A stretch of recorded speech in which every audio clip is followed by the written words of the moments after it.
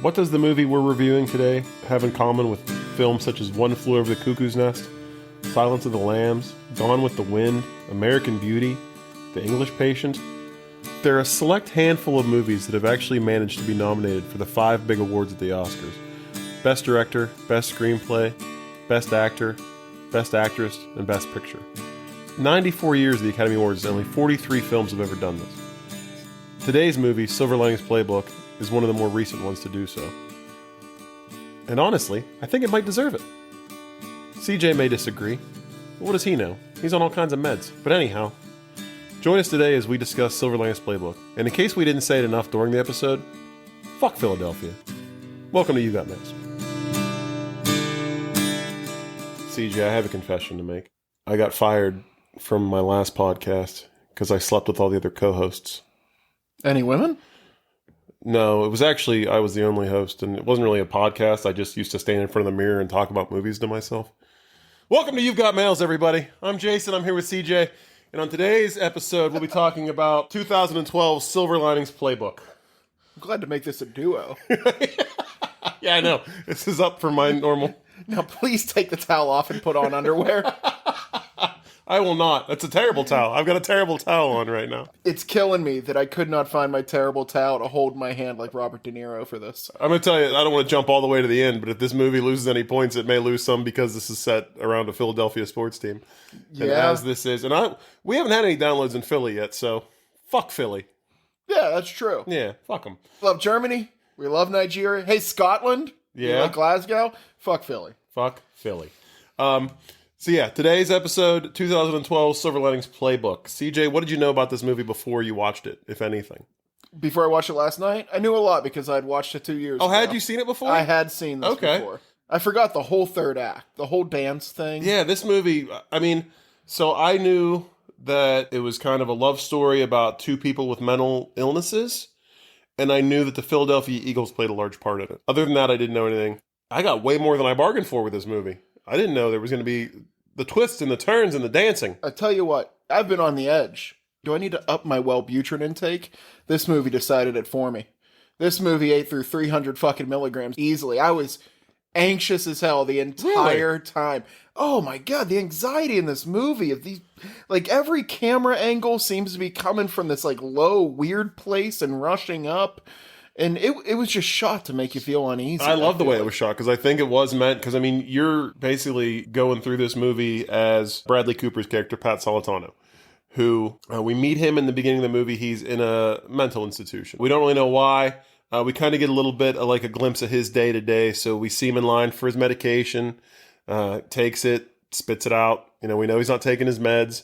We see him in like some group therapy sessions where he's kind of talking about, he feels like he's turned a corner. He's all about silver linings. This guy was not ready. He was not ready. Ready. It's clear that he was not ready. And I'm amazed that he doesn't get put back in the institution at some point in this movie. It's amazing they let him out. Yeah, well, so he's in the home. We see him doing his thing. We meet Danny, played by Chris Tucker, as one of his other, which I didn't know this. Did you know that this is only, aside from a Rush Hour sequel and I believe Jackie Brown, like he was in Jackie Brown. I think he's only been in a Rush Hour sequel aside from this movie.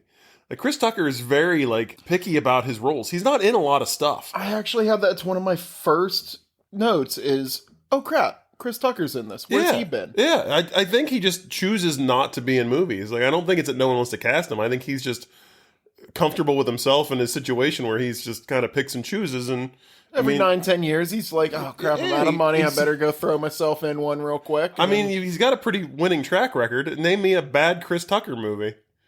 He's pretty good with his picks. Every movie he's not in. Yeah. So, we meet him a little bit. He's in some of Bradley Cooper's group therapy sessions. And then we cut right to his mother, Dolores.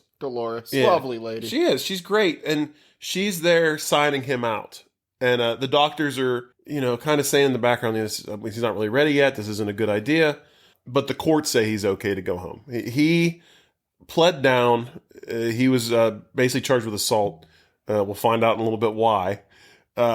Charged for assault. He pled down to do a certain amount of time in the home, and then he could leave. So mom's there signing him out to take him home. One of my first favorite scenes in this movie, he gets in the car and like a 12-year-old kid, he's like, "Hey mom, can we give my friend Danny a ride to Philly too?" Yeah. He's in Baltimore, so the hospital he's in is in Baltimore. And Chris Tucker gets in the back seat of the car, and they're gonna give his mom's like, "What? Who the fuck? I don't know what to do with this. Like, who is this guy?" He convinces her to drive him to Philadelphia.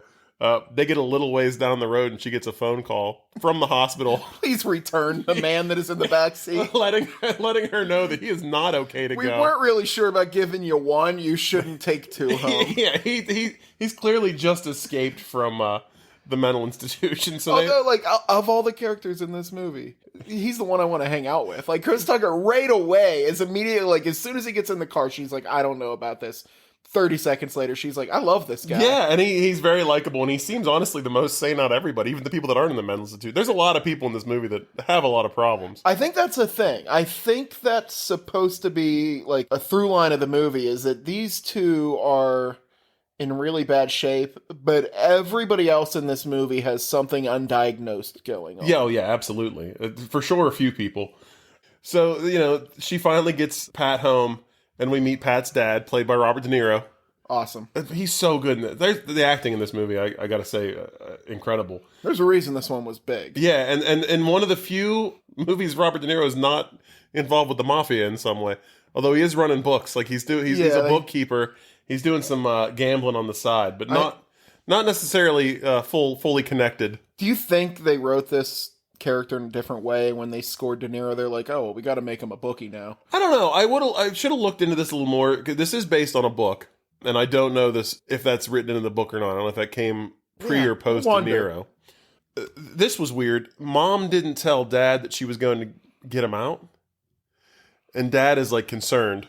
I think Mom's the only one that wanted to get him out, and even she knew it was a bad idea, but still did it. It's just like a motherly love. Like, that's my I can't baby. say no to my boy. Yeah, I don't want him there.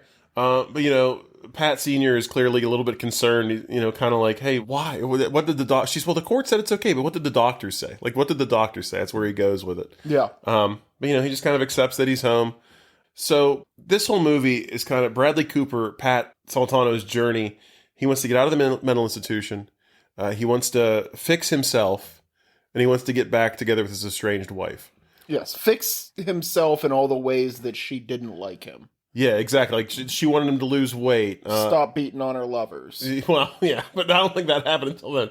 But, so she's an English teacher at a local high school, and I get the impression, I guess, he was a teacher too, as well. Yeah. But he wants to stop at the library on the way home and get the syllabus for her class, and he wants to read all the books that she's teaching. So we get a scene that night where he's in bed reading Hemingway's A Farewell to Arms. He gets to the end of the book, finishes it, and just goes, "What the fuck?" and launches it through a window. Yeah. Out into the yard. And it's like 4 a.m, and he is at the foot of his mom and dad's bed. Like, he's so childlike in this movie. Like, it's This makes me think. My first question for you. You ever been to Philly? One time. One time? One time. And I didn't get to spend a lot of time there. I was there for an evening, and I didn't really see much. Yeah, it's, I've only been twice. Like I say, it's very similar to Pittsburgh. It's a lot bigger. But there is an undercurrent of, like, fuck around and find out. Oh, it's an angry city. Yeah, there is some anger. Like, and this is what I have about this guy. Like, they threw batteries at Santa Claus, CJ. These people are not good people. Oh, yeah, they celebrate losing games by destroying the city, and then they celebrate winning games by destroying the city. Let's not forget eating horse poop, because that happened after they won the Super Bowl. Oh, yeah, that guy ate that. Yeah. Look it up. Wow, well, that guy had to be a special case. But this is what I'm getting at, is, like, I don't believe this guy would survive in Philly for too long. Like, he'd start pulling this shit and the neighbor would kill him. Oh, no, but I think he's the angriest man in Philly. That's what I think. He is the one that knocks? Is that what you're saying? Yeah, like, he is the angriest man in Philly. But, he comes down to the bedside and he's freaking out, and, like, his mom and dad are up, like, what are you doing? Like, what's the matter? He's like, the book doesn't have a happy ending, and he's just so upset that she's teaching these kids. Because in the book of Farewell to Arms, this guy and his wife are separated through a war, and they finally get back together, and he takes her, they move to the countryside, and then she dies. And this just, like, devastates him, because he wants that happy ending. Like, he wants this... Yeah, what if he doesn't have his happy ending? Yeah, exactly. And why would she be teaching these kids about this? He wants her to want the happy ending, and he takes this as kind of a sign that maybe she doesn't care about the happy ending. We've said happy ending so much. And my favorite line from De Niro, they kind of get him calmed down, and then De Niro's like, maybe don't read anymore. I was about to read books anymore. Solid gold, this guy. The entire movie. Yeah. From here, we get, it's just De Niro doing like the De Niro-ist stuff. Like, hey, maybe don't read a book anymore. Like constantly throughout the entire movie, it's just De Niro. From here, we get him. He goes out for a jog, and he is so focused on. And this is like so I did a little research into bipolar disorder, which is what he has in the movie, undiagnosed bipolar disorder. It's like a hyper-focus situation, right? There's a lot of focusing on the wrong thing. Yeah, a lot of hyper-focus. So, his ex always wanted him to lose weight. So he is constantly in this movie jogging with a trash bag on. Like, so hyper-fixated on that. The smell. Another thing that it's a high feeling of self-importance. So that kind of feeds into, like, why he thinks he's going to get this happy ending, and everything has a silver lining. Like, he can fix it. Like, everything's going to be okay if he just kind of that narcissism he has. Applies himself to it. But we get to see him go out for a jog, and he runs through the neighborhood and kind of just runs past a lot of his old haunts. He runs by the school, and he sees, this is a great scene. It's funny, but it's also kind of scary because he sees a woman that he knows that works at the school getting ready to go in. And he runs up on her, and he's like, "Oh my God, how are you?" And she is clearly just like, didn't know he was out. Like, you get the impression that everyone in town knows about what he did. Rightfully so. We find out what he did. They all think he's pretty much batshit crazy. Everybody, and this will come up pretty soon, everybody treats him with a little bit of kid gloves. Yeah, they're very hesitant, and they're scared of him in a way. Like, this woman is clearly scared of him, but he runs up, and he's so happy to see her, gives her a big hug, and she's like, "Please don't touch me." And, pushes him off, and they have a little conversation, and he's constantly asking about his ex, like, Nikki. Where's Nikki? It's all about her. I'd like to see Nikki. Runs back home, and then we get our first appearance of friendly neighborhood Philadelphia police officer. I kept waiting for, like, an antagonist in this movie. I thought it was going to be him. But even this guy seems to pretty much be on Pat's side for the most part. He has like 6 different reasons to arrest him throughout this movie. Yeah, and never does, him. and it's just kind of like a friend, not necessarily a friend to him, but almost kind of like, I know you got a lot of stuff going on, and like, maybe just cool it a little bit. I think he actually, like, at the end of the movie, and I won't spoil it yet, but he actually pulls him a solid. Now, I'll talk about it later, but like, he's kind of on his side. Yeah. We find out that Pat had run past his ex's house, and she has a restraining order against him. So the officer kind of comes, just says, "Hey, respect the restraining order. You got to respect it." And that's it. Like, it's a tap on the wrist, like a reminder, like, "Hey, I don't want to see anything bad happen to you. You got to keep your distance." Then we get a scene, and this is where we find out what happened that kind of drove him to the brink and got him put in the mental institution. He goes to his therapist's office. He has to go court-ordered therapy. And when he walks in, the song "My Cherie Amour" by Stevie Wonder is playing. This song also makes me want to do the same things. It sends him I love Stevie, man, but this song is just not good. It's not my thing. It sends him into a bit of a rage. He asked the receptionist, "Did the doctor do this? Is he doing this to test me?" And then he starts looking for a speaker, and he's like ripping apart the magazine rack. He's scaring everybody in the office. And I'm like, he's really crazy. Like, he's really paranoid, right? Is what you're going through. Yeah, he's really paranoid. Why would the doctor do this?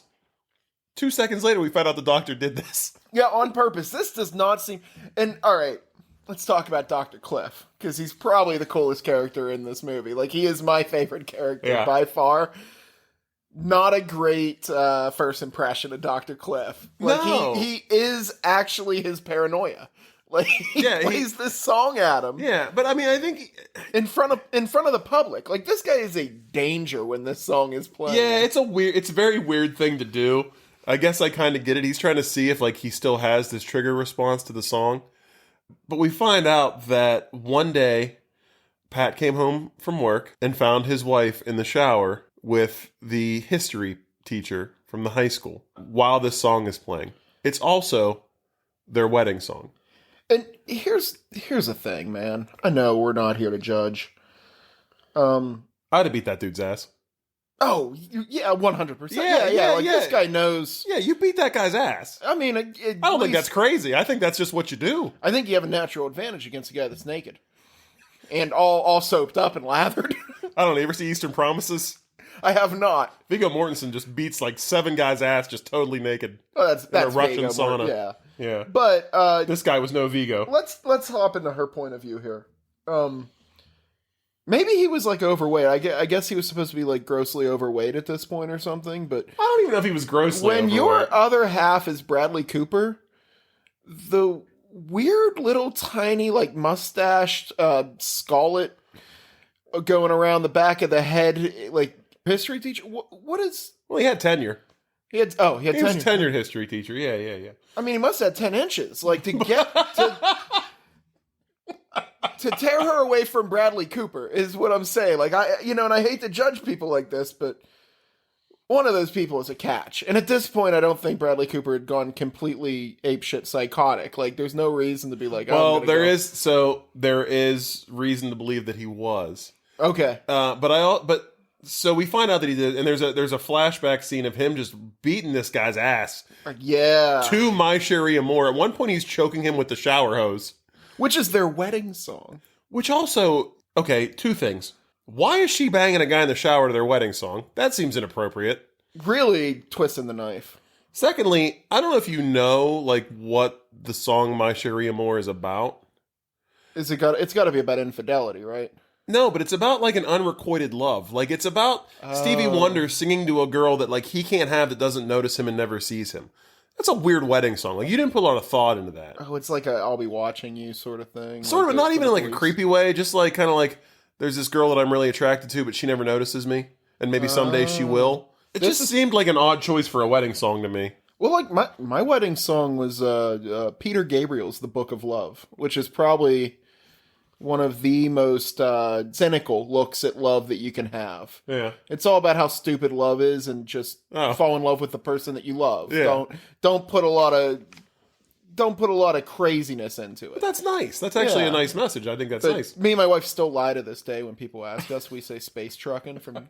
I thought we say that we walked out. I thought it was space trucking for at least 10 years. Oh yeah, I've never told you the truth. You told me. No, I know it's Book of Love now. I have known, but I thought for a while there, I thought it was space trucking. Space trucking. Imagine walking down the aisle to that. That's a badass song. I'd get married to space trucking. But yeah, so we find out that we also find out the doctor kind of talks. This is why I say he was probably unhinged before, because weeks before this, he called the school and told them that he thought that his wife and this teacher were siphoning money from the school and stealing it. Oh, he tried to get him arrested. Because he was having paranoid delusions. Yeah. In reality, they were probably having an affair, and he didn't catch up on it. But in his mind, he thought they were doing something else, like something illegal. I can see that. If he catches them being a little odd... Yeah. He's the last thing he's going to think is, like, she's cheating on me. He's thinking, oh, no, maybe he got her, like, siphoning money. Because, again, he has these, like, grand illusions of, like, self-importance because of his disorder. Like, he doesn't think he's ever going to get cheated on. Like, he thinks this is the love of a lifetime. Man, maybe this is a little deeper than even I was thinking. Nothing's ever going to happen to him. I was too busy white-knuckling the end of my couch while I was watching this. We also find out from Dr. Patel, Dr. Cliff, in their discussion that Bradley Cooper's not taking his meds. He doesn't like the way they make him feel. They make him feel foggy, which is like a normal thing for people.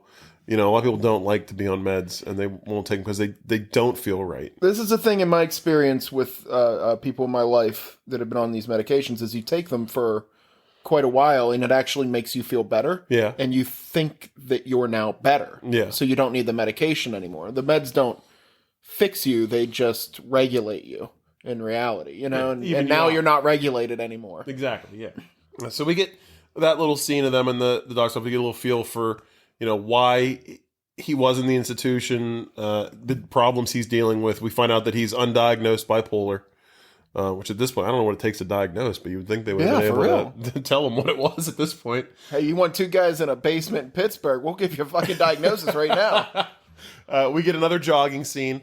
This time he runs into his one of his like friends from the neighborhood, Ronnie. Yes. I liked Ronnie a lot. And Ronnie is married to Victoria, played by Julia Stiles, who I was surprised to see. Mm-hmm. Not a very big role, She's good in it for what she's in great. it. Yeah. Yeah. I was just surprised to see her, and I was surprised to see her in a small role like this.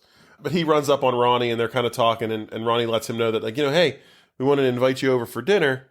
And he's like, no, Victoria doesn't like me. I know she doesn't like me. I couldn't. And then she pokes her head out the window, and she's like, hey, did you ask him? Is he coming to dinner?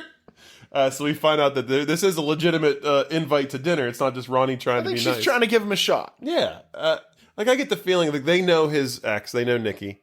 So obviously he wants to go. This is kind of like an in, because he's asking everybody that knows her what's she up to, trying to get like some kind of message to her, because he's not allowed by rule or standing order to reach out to her, talk to her, get anywhere near her. So he decides to go to the dinner. He's trying to decide what to wear. And he doesn't think it's going to be like a very formal event, so he convinces himself to wear his Deshaun Jackson jersey. And he shows up at the house and everybody's kind of dressed up. Yeah. And he feels like an idiot. And Victoria's like, oh, Jesus, he wore a jersey. She plain out says, I hate that jersey. Yeah.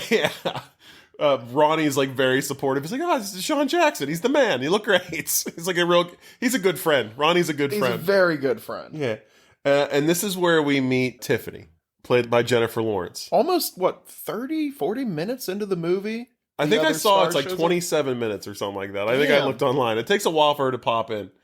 We find out that she's Victoria's sister, and she's recently widowed. Her husband, Tommy, has passed away. We don't know how. And they're kind of telling Pat before she gets there, like, hey, your husband died. Like, please don't talk about it. It's a sore topic, And of course, Pat, another kind of symptom of the bipolar disorder, literally has no filter. Like, this guy just says whatever comes to top of mind as soon as it comes to the top of his mind. Unfortunate, yeah. So Tiffany walks in. That looks very nice. She's dressed up as well. And he just blurts out, you look real nice. And then he kind of explains to her, like, I'm not hitting on you. I'm just trying to be more supportive. I'm doing this for my wife. I never told her she was beautiful enough, so I'm working on that. Yeah. And then he just goes, so how'd your husband die? Well, and this goes back to what I said a few minutes ago. Everybody's treating him with kid gloves. Yeah. And this is the beauty of their relationship. Neither of them treat each other. No, she talks to him as an equal. But she realizes off the top that they are both deeply troubled. He doesn't realize it. But they talk to each other as an equal. Exactly. They treat each other. Like, I don't think he has the capacity to realize it, because I think he's so wrapped up in himself at that point. And he's so one-minded to get to his goal, hyper fixated. That, nothing else matters. Nothing else matters. Like, he's just straight to where he's trying to get. And like everybody else is just kind of there. Mm-hmm. They're a way to get there, but they don't really matter to him at this point in the movie. But you can kind of tell they do bond a little bit over dinner, talking about the different medications they've been on. We find out that, Tiffany clearly has some issues too. It's never expressed in the movie. And the writer has never really came out and said it either. There was a psychologist did a piece on this and diagnosed her as kind of like a multiple personality, I believe is what it was. Yeah. I may be getting that wrong, and I apologize. It's something to do with personality disorder. It was, basically she leaves her personality behind. Not like multiple personalities where she completely leaves her consciousness and becomes a different person, but she needs to kind of leave herself aside and go out and do something that makes her feel better in a way. Right. Disassociative personality. Yeah, that might be it. That's the one. Thank you, Dr. CJ. You got it, brother. So the dinner doesn't last very long before it kind of devolves into everybody angry because Pat just keeps saying all these things that he shouldn't be saying. Tiffany stands up and is just like, I'm leaving. And even though Pat's basically the one that kind of triggered her to leave, she looks at him and is like, are you going to walk me home or what? Like, and he's just like, huh? What the fuck are you talking about? Eventually he does. He walks her home. And this is the point in the movie. I love this too. They get back to her place and he kind of says, which is weird. He's like, I've been out of the dating game for a while. Like, I don't really know what I'm supposed to do right now. And like, it wasn't a date. And like, he's so wrapped up in his wife. I kind of thought this was weird that he would even say that. Yeah, that he'd even assume that was. But Tiffany says, well, you come inside and we can have sex as long as we turn the lights off. And take that jersey off. Because of the jersey. She doesn't want to have sex with him with the lights on. I would have taken the jersey off. He denies her. Yeah, he denies her. He says, I'm married, you're married. Or no, he says, I'm married. She goes, well, I'm married too. And he goes, your husband's dead. Like, he's constantly just saying the worst things to her.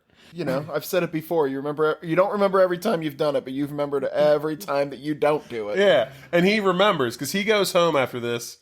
Well, there's a nice little moment where, like, he turns her down. She kind of has a breakdown and cries and just hugs him. And he's just like... because not a lot of guys seem to be doing that. And he's like, what? And then she slaps him and then goes in the house. And he's just kind of standing there, just dumbfounded as to what happened. He goes home after this, and he's trying to find his wedding video because he was tempted. And I think he wants to find the video because he wants to watch and see his wife and see them to kind of get himself centered again and focused on what his main goal is. Because he, you know, he almost had a moment of weakness. He can't find this video. He's rummaging through everything. He's freaking out. And again, wakes up mom and dad, 3 a.m. And it gets a little ugly. He's having a serious attack where he is ripping apart the house looking for this thing. And mom tries to stop him. She gets bopped in the face, like, incidentally. Yeah.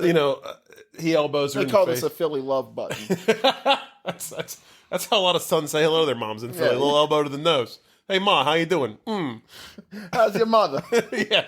And then De Niro gets involved, and he starts fighting with Pat, and they're punching each other. He beats the shit out of him. Man hasn't lost a step. No, he punches him in the face a few times. Cops get called. They show up. The whole neighborhood is outside on the street watching. This is the second time that he probably should have at least gotten arrested or taken back to the mental institution. Yes. The cops show up. His face is all beat up. Mom got hit in the nose. Dad's all disheveled and sweaty. But again, the cop is just kind of like, hey, they kind of work it out. De Niro's like, hey, it was just a misunderstanding. It's not a big deal. We got it all calmed down now. Everything's fine. So the cop leaves, and that's kind of the end of that night. We get another scene in the therapist's office. And this time, the therapy session turns to Tiffany. He's kind of talking about, like, she's crazy. He doesn't know, like, he tells the doctor about what happened the night before. And Dr. Patel is kind of like, she might just need a friend. Like, this would be a good way. Yeah. For you to show, like, your growth. And maybe, Nikki would see this. This would be, like, a great sign of you to, like, kind of be there for this girl and develop some kind of relationship with her. A friendship, what have you. Whatever it might be. And this is to get serious a little bit for a second.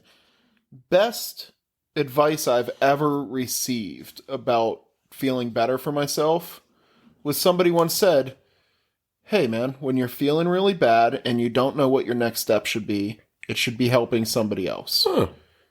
It's for some reason, but whether you want to believe in karma or whether you want to believe that just making somebody else smile or taking a little pressure off of them, always been my philosophy, man. If the worse I'm feeling, the more I want to reach out and help somebody move their fucking couch or whatever. Well, that's good to know. Next time I know you're down, I'm going to start asking for favors. Yeah. Just start bringing up the worst things in my life. And then I'm going to be like, hey, man, you want dinner tonight? We also, I think this might happen before this scene. We get a few great scenes that I love. Every time he's out jogging now, he always jogs past Tiffany's house. And as soon as he jogs by, she, like, jumps out from behind a car, like, ready to jog, like, in jogging gear, scares the shit out of him, and is just trying to jog with him. And he's like, I like to run alone. Like, why are you doing this? Why are you following me? I think this happens before this therapy session, because this is kind of like where he's, like, explaining to him, like, how she is crazy and how, he thinks there's something wrong with her, and she's bothering him and following him around. Yeah. They're kind of manic pixie nightmare people with both of them themselves. Yeah. Like, which I think that's the way, get those crazy kids together. This is the second time that she runs into him is my favorite quote in the entire movie, which is when he says, like, how old are you even? And she says, I'm old enough to have a marriage end and not end up in a mental hospital. It's like, damn. I like that. And I like the first time she runs into him. It's right after the fight with his dad.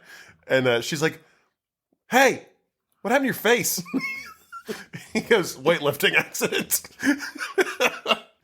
But so he takes the doctor's advice and he decides to invite Tiffany out for, like, a dinner because he wants to see if there's anything he can do. He wants to try to form a friendship. He wants to do this thing, but he also, this is a very self-serving thing of him to do.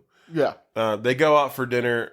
They talk a little bit. He finds out, he asks her again why she lost her job because Donnie and Victoria let him know that she'd lost her job, and he kind of pries at dinner, but she wouldn't tell him. So she finally comes out and says it now that she got fired because she slept with like a ton of people at work. Everybody.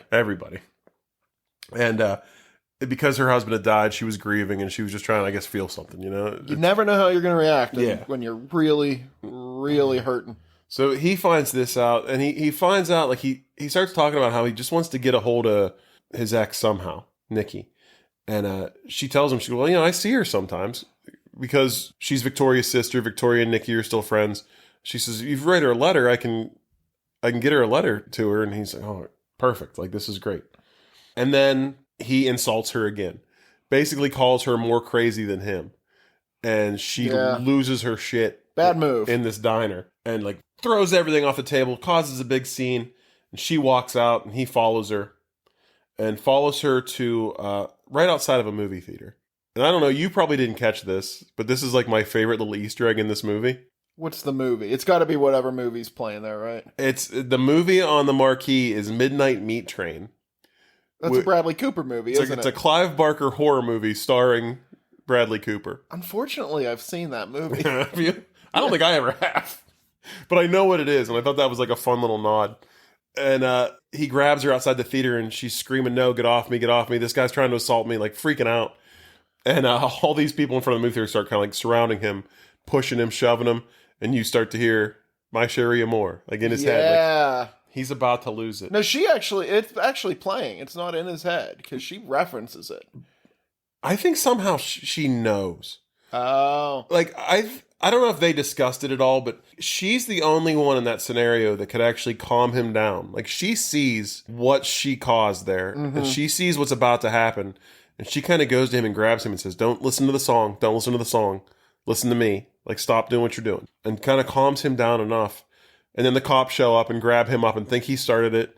She comes to his defense and, you know, says, hey, it was the kids all started it, he didn't do anything wrong. Totally lies. And again, the cop lets him go. This is the only time the cop's kind of slimy, because he actually looks at her and is like, you want to go out sometime? Because she's got a reputation. She's got the reputation, yeah.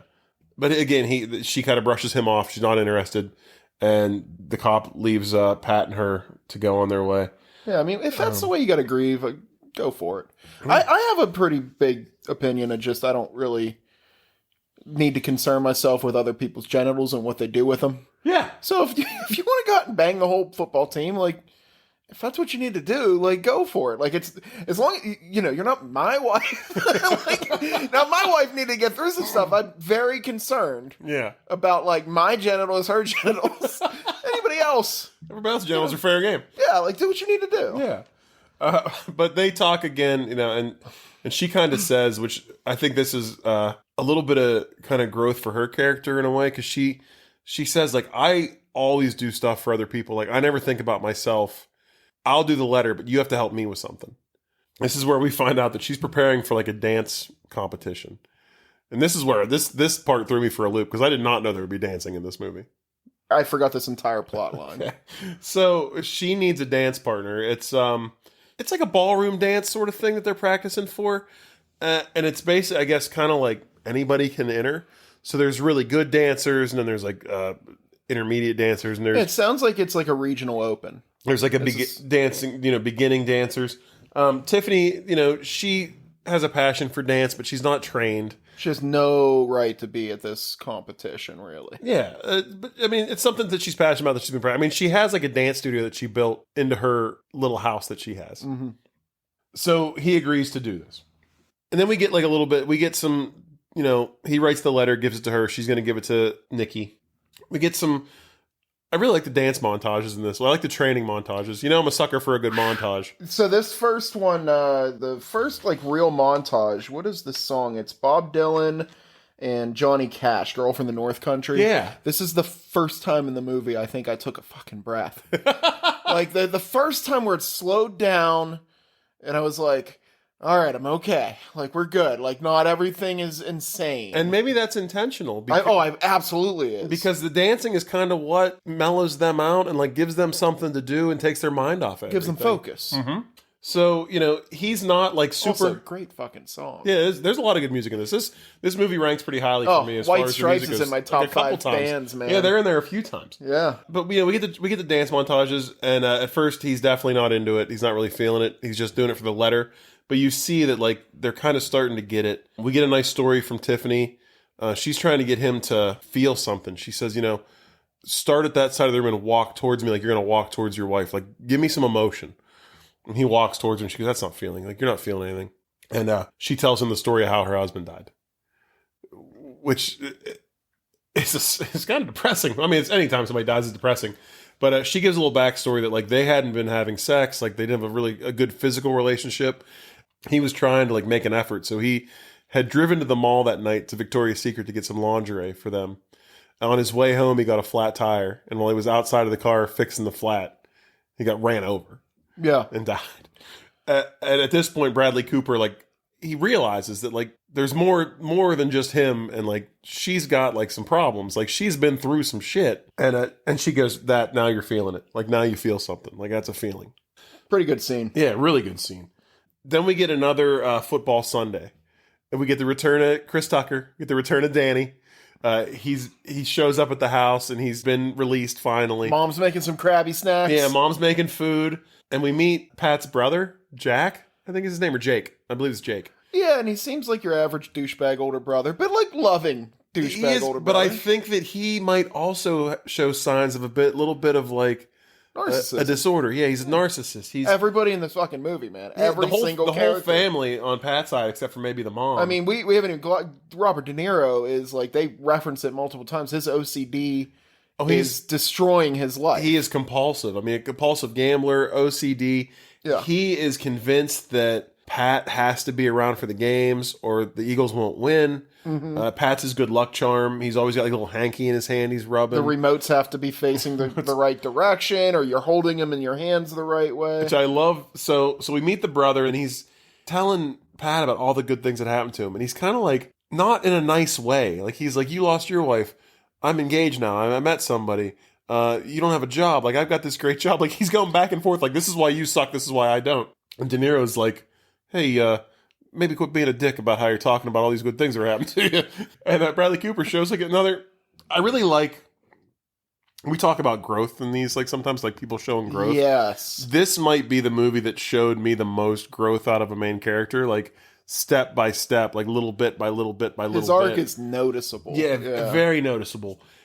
And he kind of looks at his brother, and everybody kind of stops and is just like, oh shit, like this is, you're waiting for my Sharia Moore to kick on. Yeah. And he just looks at me and goes, I got nothing but love for you, brother. And gives him a big hug. Yeah. And, you're expecting a Philly hug. He gives him a Pittsburgh hug. Yeah, and it's a real nice moment where he's kind of like, this is my family, this is my brother. Like, it's fine. Like, I am happy for you.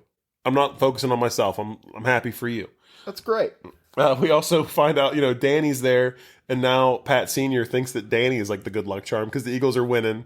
While Danny's there, and Danny's like, I don't know if you notice, he's holding all the remotes. Yes, he's like holding them in the air. Yes, he's not allowed to let him down. And he's totally into it. Yeah, like, won't put him down.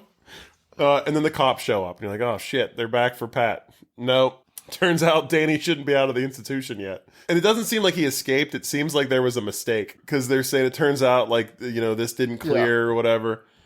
This guy does two things. He wins hearts and escapes cells. Yeah. Like, he's so good at both of them. And Pat Sr.'s like, can't we just let him stay for the game? We're winning. Like, this is all he cares about. Like, he's not worried about the fact they're taking Danny back. But they take Chris Tucker away again. And I really hoped at this point, I wish that this was going to happen like 5 or 6 more times in the movie, where Danny would show up and then someone would come and take him away. It was a great running gag for like 2 times. We see that he's back, so that's great. And then he gets taken away, which is sad. And then we get a little more dancing. Like, he does come back again. Like, he shows up. Yeah, he shows up just a couple scenes later. Yeah, a couple scenes later. I think it's the next scene. In my notes, it's the next thing I have, because he has a great line. But he shows up at the dance studio while Tiffany and Pat are rehearsing, and he wants to come in. He stopped by the house to see him, and his mom and dad told him where he was. So he comes in and, like, kind of helps them out, dances a little bit, watches them dance. He plants the seeds for a lot of the rest of the movie. Actually. Yeah. Like, he tells Tiffany that, like, it's the first time meeting her, and he's like, oh, yeah, he wrote me about you. So, you find out that Pat has been talking about her and that, she's a good influence on him. And I think Danny sees that. My favorite line from him is he's watching them both dance and he's like, gotta black it up, Pat. He's like trying to get him to get a little more soul. So we see that and then he leaves. She gives him the letter. Should we find out that she got the letter back, a response from Nikki? Gives him the letter. He opens it up. It's all typed. It's not handwritten. And he reads it, and it's... Should have been the first clue. I mean, I knew as soon as... Spoiler alert, she wrote the letter. She never gave the letter to Nikki. She wrote the response. Yeah. I had a feeling as soon as I saw it, I wrote in my notes, I think she wrote this, but it wasn't for sure. Because it didn't really make sense what her motives were. Because the letter is... It's a nice letter. It's, I was nervous that you reached out, but I'm happy to hear you're doing so well. It sounds like you're really making a lot of improvements. I'd like to think that maybe someday we can get back together, but I also don't know. It kind of leaves it open-ended. Like, maybe we can get back together, maybe we can't. Yeah, let's continue this course for now. Yeah, so Pat reads that, and he can't continue anymore that day, so he has to leave. He goes home, and we find out that Dad is opening a restaurant and has money saved to open a restaurant. From his bookie gig. But he's betting the money that he has on the Eagles-Giants game because he can double his money and then they can afford to open the restaurant proper. Like, he's got so much saved, this will get it to the point where they can open the restaurant. He bets with this guy named Randy, who's like always at the house. Seems like a real slime ball. It's like they're buddies, but they have competing bookie businesses. Yeah, like they're always watching the games together and like they bet each other on the games. And Randy seems like an okay guy, but he also seems like a bit of a sleaze. Yeah, he seems like he's just a compulsive uncle guy. He's just a compulsive gambler too. So these guys just kind of flock together. But he talks to Pat about it, and this was a horrible idea. He wants to put all the pressure on Pat. Like, your son is not well mentally. The man who is one gigantic cracked egg. You're just going to put a little bit more pressure on him every day. So your hope opening this family business rides on Pat going to the Eagles game. Like, he wants to give him the ticket, or he's got tickets for him and his brother. His brother has tickets, wants him to go because he needs to be there because he's the reason they're going to win. So we're putting all this pressure on Pat. Because as he says, you know that I'd love to go, but I'm banned from the stadium. Yeah. Dad's not allowed to go to games because he's beating up too many people, which is the most Philadelphia thing that's ever Philadelphia, I think. Like, I'm pretty sure. So he does go to the game. He talks to Tiffany, and he's like, I'd like to split the day with you and this. They're supposed to practice that day. She's not happy. She's, hates football. Like, doesn't want to ever talk about it. Yeah, and he's made a promise. And he made a promise. So he's going to go to the game anyway and then see her afterwards. He wants to get a hold of her, but he doesn't have a phone. And he's supposed to call from the brother's phone. But they get to the tailgate. First thing, like, he walks up on his brother and all his friends, and his brother's friends are like, oh, you're the guy from the loony bin. Like, you're the crazy one. Oh, yeah. You can tell it kind of bothers him, but he rolls with it. And the first thing to do is give him a beer. Like, let's get the crazy guy drunk. Yeah. Surrounded by a bunch of fucking angry Philadelphians. This is a cool scene. Like, we get, like, him just partying and having... Oh, Dr. Cliff shows back up. So we get White Stripes and Dr. Cliff for, 4 minutes straight. Yeah. This might be my favorite 4 minutes of the movie. A bus rolls up, and the brother's like, oh, the Indian contingent's here. And the bus opens, and it's like all these, like, Indian guys come out, all decked out with face paint and everything. And Pat notices that Dr. Patel is one of them, and he runs over to him and, like, says hi to him. And Dr. Patel's so happy to see him. And I love this scene, too. I do. I love Dr. Patel. Pat's like, oh, we shouldn't be talking. Like, I'm not allowed to see you outside of therapy. This isn't okay. And it's my favorite line. Dr. Patel's like, I'm not here as your therapist right now. We're here together as brothers. And, like, they get a big hug, and then you just see them partying. We get, like, an awesome tailgate montage. And then, of course, some douchebag Philadelphians roll up and just start racially harassing all these Indian guys that are here for the game. And a fight breaks out. All of Pat's brother and his friends, like, run to their protection, and they start fighting, and Pat is struggling. Like, he actually stands back. He stands back. He's not going to fight. Like, he actually backs away from the fight, and he's just watching, and he just keeps saying to himself, I can't fight. I'm not going to fight. And then somebody hits his brother. And his brother starts getting his ass they're double teaming him. Yeah, and he ends up getting involved. He comes in and, like, brutally hits a guy, like, a few times. Like that's why I said Pat's the most dangerous man in They Philly. really should have started playing that Stevie Wonder song. Yeah, they didn't play it for that. Him up, that would have been kind of spot on. Maybe it's too obvious. Yeah, and they get arrested. Not even arrested though. They get picked up. They treat these guys like they're kids at all times. they pick him up and take him home to their parents. They don't arrest them. They take him home. Same cop and everything. And they get home, and the Eagles lost. So Dad lost all of his money. And we get some great De Niro. So wait a minute. They don't just bring them back to the house. They bring Dr. Patel back to Dr. the house. Patel. They bring his best friend. They bring the whole freaking group. Yeah, they do. Like, they filled a paddy wagon with drunk Philly fans. So now, and brought them home to Mom to go get some crabby rolls. So now, like, the dining room of this house is filled with, like, drunk tailgaters covered in blood and beer. And you get some great De Niro, and he's like, "You ruined it. It's all ruined. All my money, it's gone."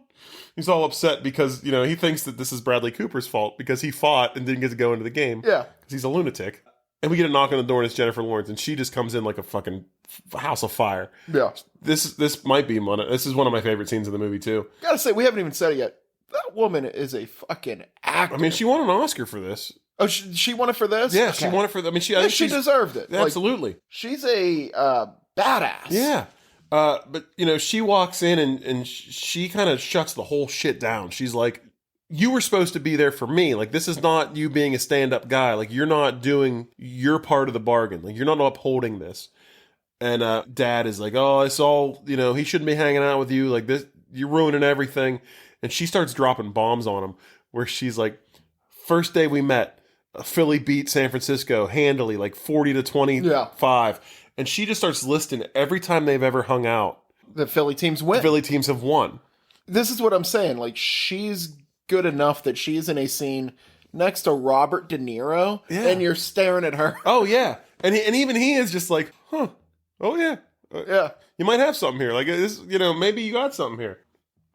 So they find out, you know, she kind of divulges the information that their big dance competition is at the next game. So they'll be together. So De Niro says, "You know, I want to go double or nothing," because Randy's there still, the other compulsive gambler. Eagles win. You know, I get my money back. And, against the Cowboys, which was that year not a good bet. It was the Cowboys, and that's Randy's team too. So this is like even more personal because Randy's a Cowboys fan. Mm-hmm. Pat Senior's an Eagles fan. And he even says, like, "The spread's 3, I'll give you 10. And everybody is like, no, don't do this. Do not do this. Because he didn't have, like, he already lost all his money. Double or nothing means he owes him again, like what he already lost. And he doesn't have that. This is going to pretty much ruin him. And Randy, a true compulsive gambler, starts inquiring about the dance competition. He wants to do a parlay. He starts asking, like, are these dancers any good? Are you guys any good? It's great because he looks at Jennifer Lawrence, like, "You guys any good?" And she goes, "We're okay." Bradley Cooper's in the background going, no, we're not good. And I love how he's doing the math in his head. Yeah. So they decide, you know, it's scored on a score of 1 to 10. He says if they can manage to get a 5, which is just average, you know. So a parlay bet is when you bet on multiple things and they all have to hit for you to win your money. So if they can get a 5 and the Eagles can win by 10 or more, Pat wins the bet. Pat takes that bet. You know, he's down for it. That's Pat Senior. Pat Junior, this is too much pressure. Like, I don't want to do this. Fuck this. I'm out. Showing enough again, like, he's showing growth. Like, he says, like, he can see that what his dad is doing is a bad idea. That is, I mean, it's one thing is, like, he's damaged, but, like, the world really puts a lot on him at all times. Yeah, like, this shouldn't be falling on his shoulders anyway. But he basically just says, "I'm not going to do it. Like, I won't do it." And Jennifer Lawrence kind of yells at him, like, "You have to do that. Like, read the signs," she says. Is like her line. You got to read the signs. Yeah. He's like, "No, I can't. I won't do it." Instead, he reads that letter. He goes back upstairs. And meanwhile, Mom, Dad, and Tiffany are in the kitchen. They're like, the only way we can get him to actually do this, he has to do it, is if we tell him Nikki's going to be there, even though she's not supposed to be there. They all agree to lie to him to get him there. We get another scene of him up in his bedroom, and he starts to read the letter again from Nikki. In that letter, there's a line in there about reading the signs. And this is where it kind of clicks for him that, you know, she didn't write the letter. Tiffany wrote the letter. Again, though, this is growth for him. Like, I feel like if this would have happened to him when he first got out of the hospital, he would have snapped and just been so upset. I think this is the moment he actually falls in love with her. I think so, too. And 9 out of 10 movies where he would freak out and start screaming at her, but instead he's like, "Oh, I get it. Yeah, I'm reading the signs." Yeah, he's reading the signs. Yeah.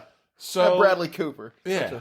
Such a smart fella. So we get to the dance recital, and everybody shows up. Mom and Dad are there. Randy's there. they're kind of getting ready, and we see Ronnie and Victoria walk in with Nikki. Yes. Nikki was not supposed to be there. Tiffany sees her, and she kind of has a break, like where she is like, oh shit, like she's not supposed to be here. Like they're gonna get back together. I love them, and she kind of spirals a little bit. So she goes to the bar and orders like a vodka, just a vodka. It comes in a giant glass. Yeah. She downs that. Another one The comes. bartender was like, somebody's getting laid tonight by this young lady. Let's just hand her a fifth of vodka and a glass. He's right there saying, you want another one? Yes. She downs 2 vodkas. There's this skeezy lawyer hitting I want you to her. go to a bar and ask for a glass of vodka, chug it, and ask for a second. See what they say. Like, sir, you have to leave.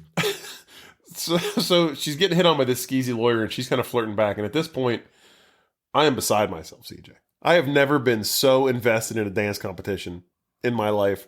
And I'm like, I thought he was going to be the one to fuck this up. Like, she can't fuck this up. He sees that Nikki's there, and you can't really tell. They don't really let you know what he's feeling. Like, he sees her, and he's kind of looking at her like, oh, she's here, and he's excited to see her. But he's also looking for Tiffany because the dance competition is about to start, and she's nowhere to be found. He goes over to the bar. She tells him that he's the worst thing that's ever happened to her, and he's like, just let's go. We got to do this dance. Let's get it. Let's get on the floor. And for my money, fucking crush it. I love this dance scene. It's got more white stripes in it. This would have at least got a 7 or an 8. It's such a cool, and it's so cool, how it starts out with like a slow, classical song, and then it jumps into the white stripes, and then it goes back to slow, and then it kind of falls apart towards the end because they've been practicing this big move. And I'm not sure what this move was supposed to be. I can tell you what, man. Grown-ass man. Sitting on my couch. I'd had a little bourbon in me by this point. When they go to do the big move, I realize I have cat on my lap. I'm like in my pajamas. I got my hands on my head, pulling my hair out. Like, are they going to pull the move off? So I don't know what the move was supposed to be, but she basically jumps up on him, and he kind of picks her up over his shoulders, but crotch into his face, and then just kind of spins around for a little bit, and then puts her back down. And that's when the whole It felt like the right move for me. the whole crowd kind of gets awkward and silent. Yeah. And everybody kind of starts to murmur. Other than that, though, they did a really good fucking job. And then they end the dance, and then the scores come. And it's like a 4.3, a 4.6, whatever. Comes down to the last score, and the lady gives it like a 5.4. And it averages out to be 5. So they win the bet. Yes. And this is another great... They freak out. Like, the whole family that has all this riding on this competition are going wild. And a 5's not good. Like, no one else cares. They're losing their minds. And the lady that's announcing the scores is looks over, she's like, why are they so happy about a 5? Which I thought was great. He says it into the mic. Yeah. They all celebrate. Bradley Cooper walks towards Nikki. Now, remember I said the cop was always kind of in his corner. Did you clock who was sitting behind Nikki? No, was it the cop? It was the cop. Full suit and tie. I bet you they probably had a part they cut out where they said hey, she's going against the restraining order, so I should be there. Oh, man, just in maybe. case, Yeah. sort of thing. He was there with her to make sure that nothing went wrong. Yeah. Or maybe he's just trying to get freaky because we already saw that earlier in the movie. But so he walks up to Nikki and they share a little embrace, and you don't hear anything they say. He's just kind of talking to her. He leans in, whispers something in her ear, and Tiffany sees this from across the room, and she's devastated. And Pat Sr. is next to this the entire time and watching her reaction to Pat talking to Nikki. And then, she runs out. Pat comes back over asking where Nikki is. You basically get, you can tell from the body language and everything. He says what he has to say to Nikki, and then he walks away, and he's going to Tiffany. Yeah. You know it at that point. Pat Sr. sees him, and he says, where's Tiffany? And he goes, listen, he's like, you have to read the signs. He's like, something like this, a girl like that only comes around once in a lifetime. And you have to do something about it. He runs down the street, catches up to her, and she's freaking out. And he's like, I have a letter for you. Read the letter. And then if you don't want to talk to me anymore, you don't talk to me anymore. She opens the letter, and it's basically just saying, I know you wrote the letter. I love you. I've loved you since I met you. It just took me a while to catch up. I am not a smart man. And I'm going to tell you, CJ, I had a tear. I cried again. Did you? I cried again. Oh, man. That's 2 out of 3 now. It's the last 3 movies I've cried twice. It took me this long. Bottoms? The fucking waterworks are open. No, Titanic, I skipped Bottoms. I didn't cry during Bottoms. And then I cried a little bit during this. It was just a really sweet scene where these two people that like should be together and like you knew they should be together, like realize it. And she's Maybe your emotions are starting to grow, man. It just took you a while to catch up. I guess, yeah. He said, she goes, it says in the letter, like, he's like, I wrote this a week ago. She's like, so you let me lie to you for a week? He's like, I was trying to be romantic.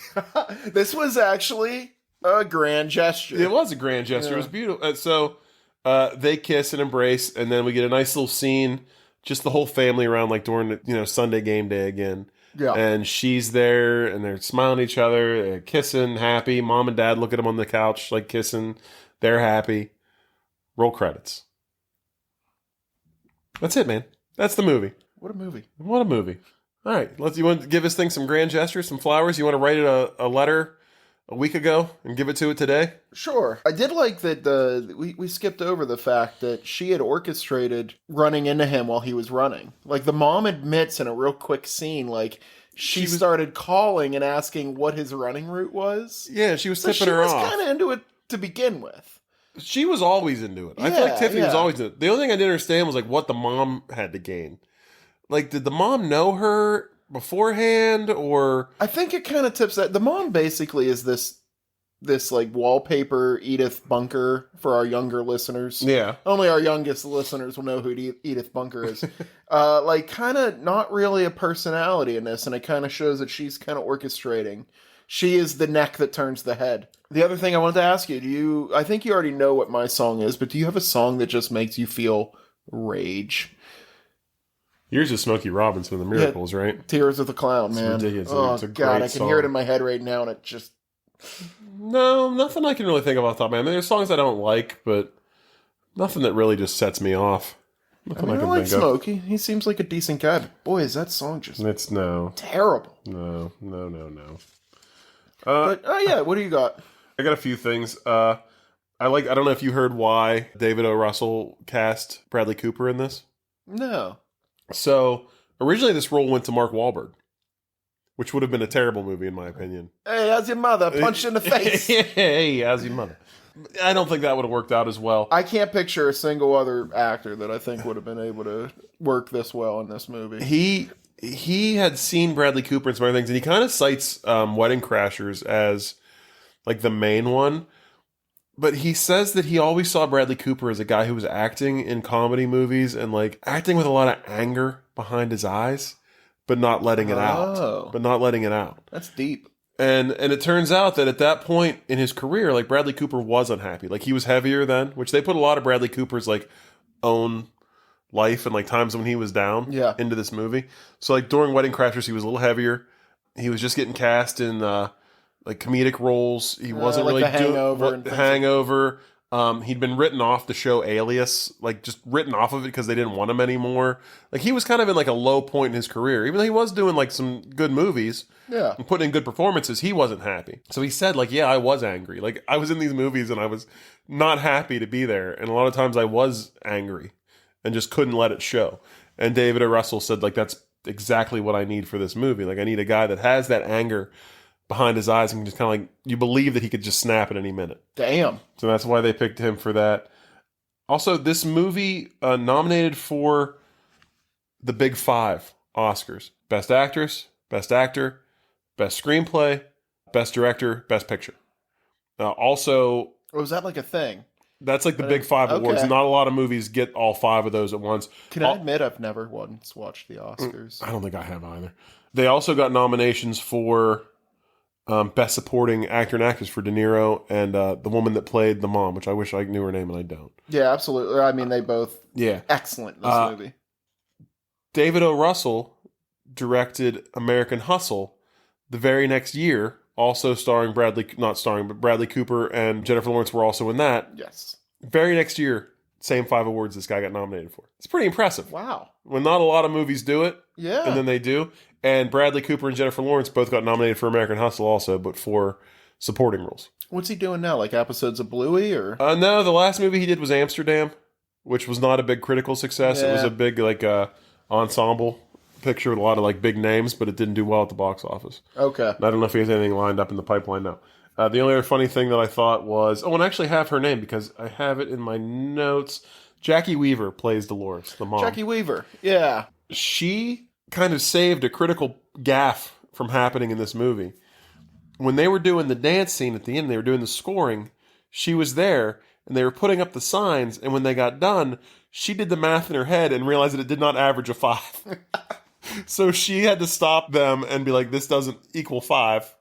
And they changed the cards, the scorecards. Smart. So that was like a cool thing that she like was the one person to notice that out of like a room full of people. I think that's all I got for grand gestures. Yeah. You want to slap a dick on this thing?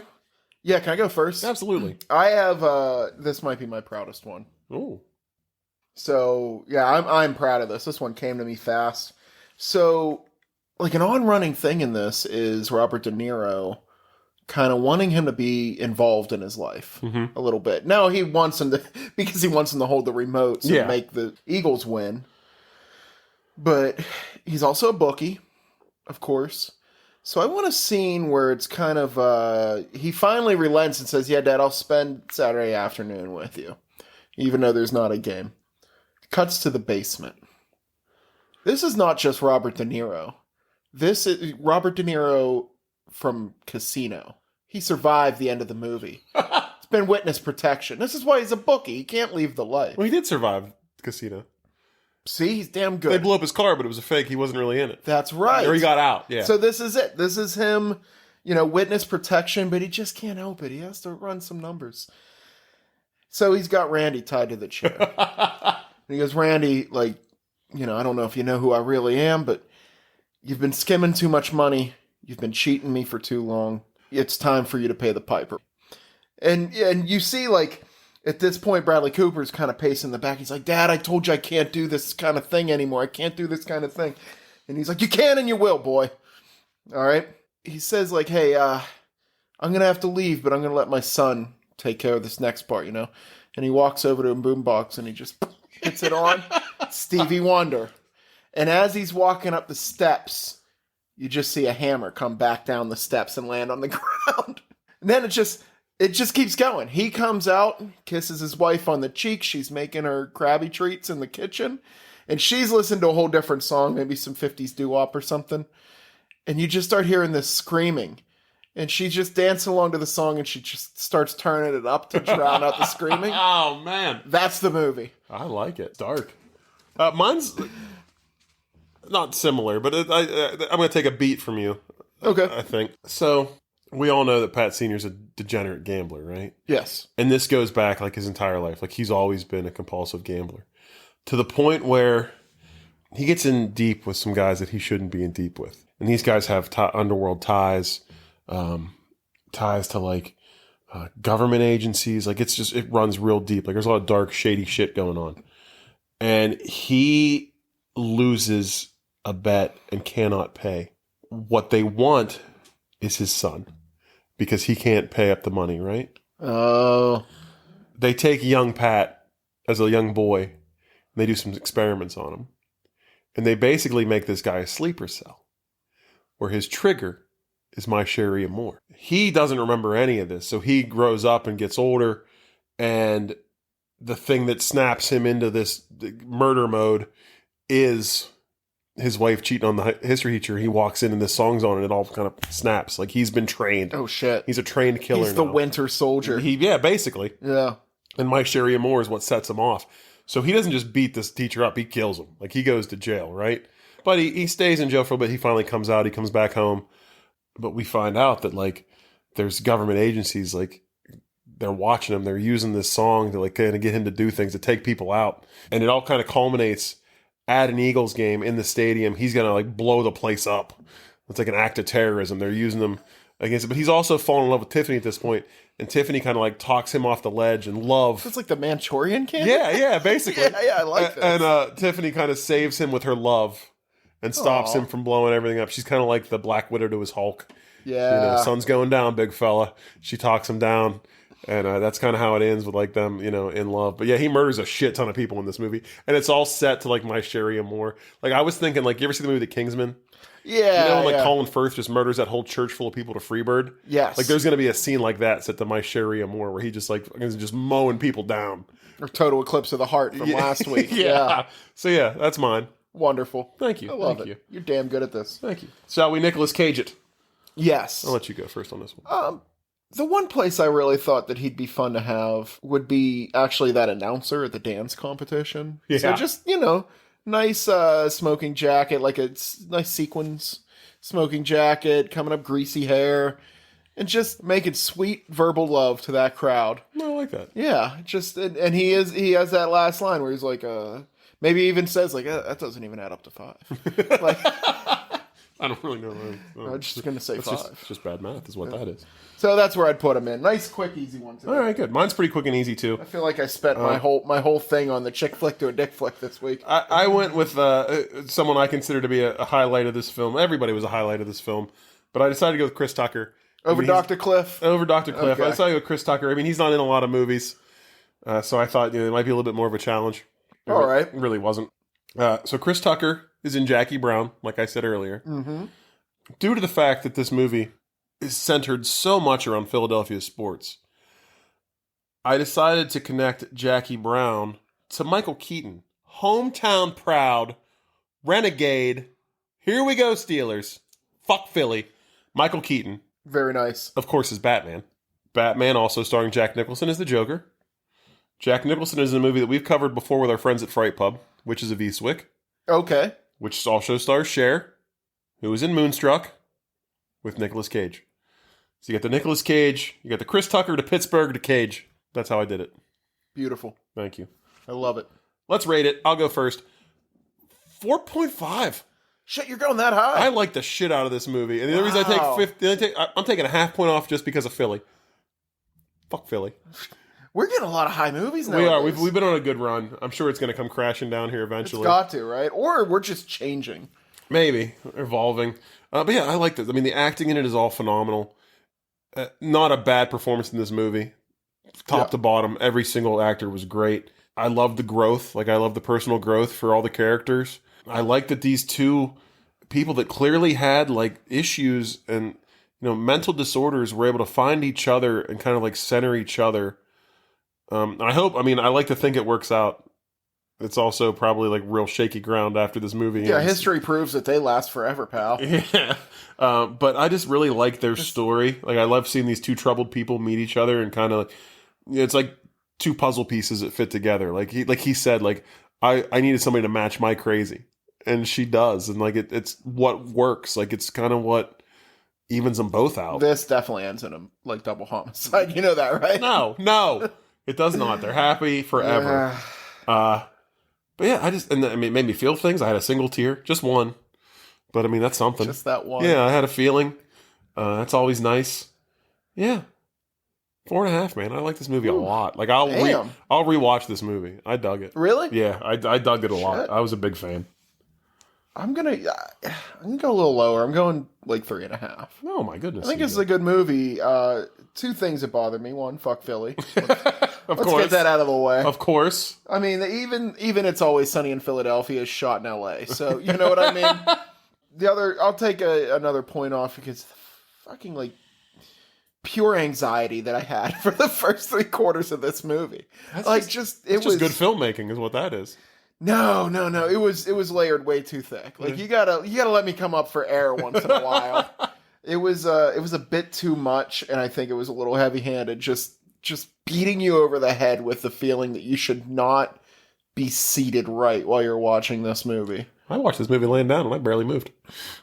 You gotta check your heart, man. Go see a cardiologist. All right. Yeah, that's it. 3.5. All right. Well, shall we roll for our next movie? Yeah. Let's see if it's another banger.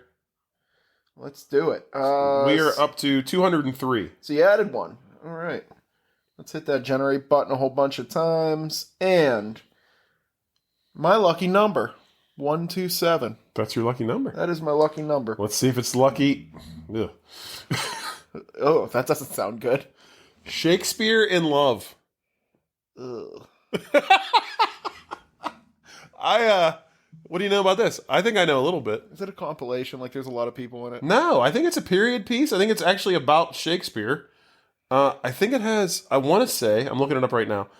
I think it has Ethan Hawke. And I think Gwyneth Paltrow. But I'm looking now. Oh, it's a comedy. It's a comedy? Shakespeare in Love is a romantic Can I comedy. say it now? Doubt it. Shakespeare in Love is a romantic comedy for the 1990s set in the 1590s. It imaginatively unfolds the witty, sexy, and timeless tale behind the creation of the greatest love story ever told. A young Shakespeare, played by Joseph Fiennes, is out of cash and ideas. He meets his ideal woman, and she inspires him to write one of his most famous plays. As Joseph Fiennes, Gwyneth Paltrow, Judi Dench, Jeffrey Rush, Ben Affleck, Colin Firth, Yeah, it's a Tom big Wilkinson? cast. I said, yeah. That's all Best that I know Picture about it. Academy Award nominee, Best Actress. Shit. All right. This could be a sleeper right here. This is a movie that I would have never, ever watched before. So Man, we're this watching is it now. what it's all about. We're watching it now. All right, well, everybody, until next week when we watch Shakespeare in Love and probably love it. Going out on a limb. I bet you this movie. I bet you're going to be real surprised by this one. But until then, please remember, as always, check us out on the Spotify, the Apple Podcasts, wherever you get your podcasts. And send us an email, for the love of God. You've.gotmails@yahoo. I check this thing all the time. I'm waiting for something. An Auf Wiedersehen. I don't know how they say hello in Scotland. I think in Idaho it's just hello. I think it's just hello without an H. In Scotland? Yeah. Hello. Oh, hello. Yeah. Hello. Well, anyway, somebody reach out and say hi. We want to know where you're listening from, why you're listening, how you found us. One of the 27 people in Africa that are listening to us, send us an email. It's just, I mean, Hell, if we beyond know that. you, if you're a friend of ours and you're listening to this, send me a goddamn email. I just want to see one time I want to open up and say inbox 0 or inbox empty. Like one time we actually did get an email the other day, but it was like about like dental surgery. Oh, I don't think it was from a listener. I think it was spam. damn. That was disappointing. But anyway, until next time, everybody. Thanks for listening. We love yins. Go Stillers. Fuck Philly. Stay romantic and don't be shit to each other. I feel bad about the Philly thing. Make sure you take your meds. Yeah, take your meds. Let's go do some rails of love. Jesus. It's a Tuesday night, CJ.